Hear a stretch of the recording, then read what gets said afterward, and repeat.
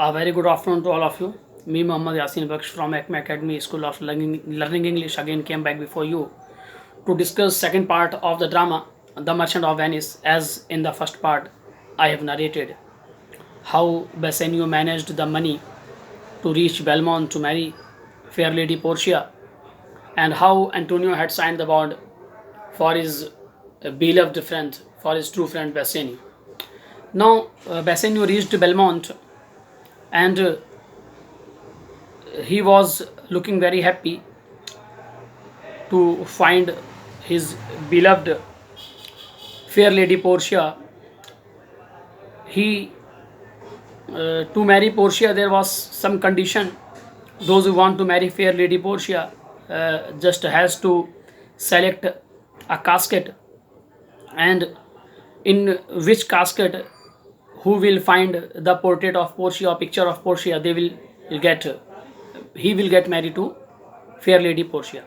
Now, before Bassanio, Prince of Morocco, reached Belmont and selected the gold casket and defeated and left the palace. And after that, Prince of Morocco uh, selected silver casket and defeated and left the palace.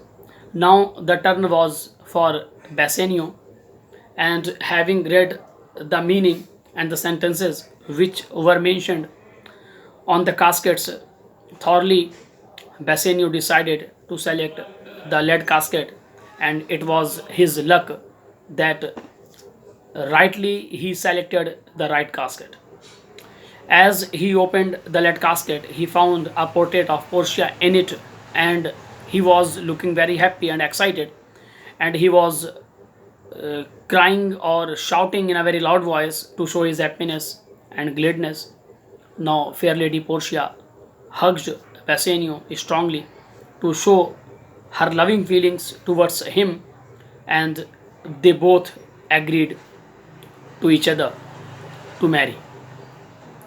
Now, fair lady Portia gave a ring to Bassanio and made a promise to him that he would not depart this ring from his finger at any cost or rate, and Bassanio promised her not to depart this ring. On the other side, the maidservant of Portia, Nerisa, was agree to marry to mate to the with the servant of Bassanio, Gratiano named, and they both, Gratiano and Nerissa, agreed to marry to each other. Now the happiness of Bassanio turned over or went away because his friend Salerio came to Belmont to the palace of Portia and handed over a letter to Bassanio. As Bassanio unwrapped the letter, he looked pale, and by face he was looking very worried and troublesome. Portia asked the reason of his sadness and worriness. Then Bassanio informed her how he managed money to his best friend or true friend Antonio, and how Antonio had signed the bond for taking the money as a loan or debt amount to his bitter enemy Shylock. Now he is in clutches of Shylock because it was mentioned in the bond that all the ships of Shylock had drowned in the sea, and his complete business or venture has over. Now, as Portia noticed or found the reality of Bassanio, how he helped his lover Bassanio, Portia remarked Bassanio to go urgently to save the life of Antonio. In the meanwhile, Jessica and Lorenzo, when Salerio was coming to Belmont to Portia's palace, he found them in the way, and to both he kept with his in the palace of Portia. Now, between the talking of Portia and Bassanio, Jessica, the daughter of Shylock, interrupted and informed Portia that his father swore that he would charge 20 times amount of the debt amount if he would give the pardon or excuse to Antonio for not to cut the blood or not to cut the flesh of his body. Now Portia knew everything what was the condition of the bond, and he remarked, Bassanio urgently go to Venice city to save Antonio's life anyhow.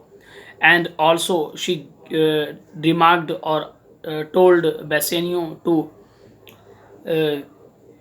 keep with him gold and some other money to save Antonio's life.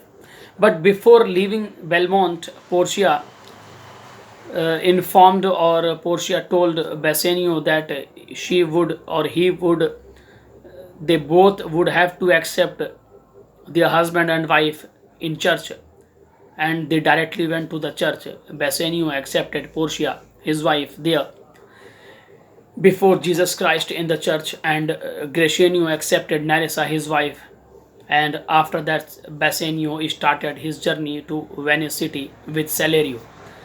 Now, as Bassanio and Gratiano left the palace in Belmont, Portia remarked or told to Lorenzo and Jessica and handed over the in chargeship of his palace or home to them, and that she had told them that in absence of his beloved husband Bassanio, she would spend her time in convent church to save or to pray Antonio's life.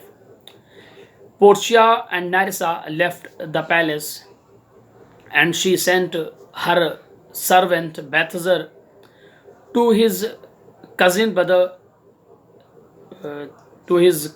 Valerio, and Valerio was a learned lawyer of Rhoda, and Portia just appealed Valerio to inform or to guide her how to save Antonio's life in clutches of Shylock. Now Valerio gave the inscriptions rules as mentioned in Venice law, and Portia requested Valerio to send lawyer's dress and a clerk dress, and Portia also informed her Balthazar to meet her in the way to Venice so that she might not delay to reach Venice. Now Balthazar met them in the way and handed over the dress and some notes and other important things concerning this matter or case of Antonio.